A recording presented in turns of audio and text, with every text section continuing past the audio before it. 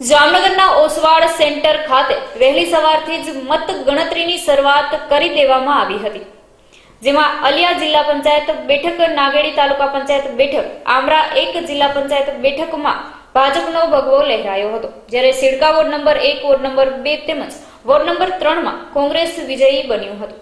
અહેવાલ પરાક્રમસિંહ ઝાલા, જામનગર। ઓસવાડ સેન્ટર ખાતે જામનગર જિલ્લા પંચાયત અને તાલુકા પંચાયતની જે ચૂંટણી થયેલી છે સ્થાનિક સ્વરાજની, તેની મતગણતરીની પ્રક્રિયા ચાલુ થઈ છે।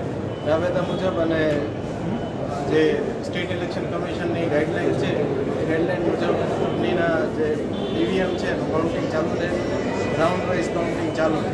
એક રાઉન્ડનું કાઉન્ટિંગ પૂરું થઈ ગયું છે, બીજા રાઉન્ડનું કાઉન્ટિંગ ચાલુ છે। જે રીતે મત નીકળશે એ પ્રમાણે અમે મતદારના જે મત મળેલા છે એ મત અમે એનાઉન્સ કરતા રહીશું અને આપને જણાવશું।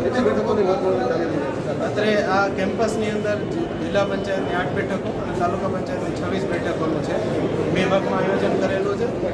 ચૂંટણી અધિકારી તરીકે મારા અંદર આવતી 4 જિલ્લા પંચાયતની બેઠક અને મારા એઆરઓની આવતી જે 13 તાલુકા પંચાયતની બેઠક છે એનું ગ્રાઉન્ડ ફ્લોર, એવી જ રીતે બાકીની બેઠકોનું ઉપર ફર્સ્ટ ફ્લોર પર કાઉન્ટિંગ ચાલુ છે। સર, એક રાઉન્ડમાં કેટલો સમય લાગે?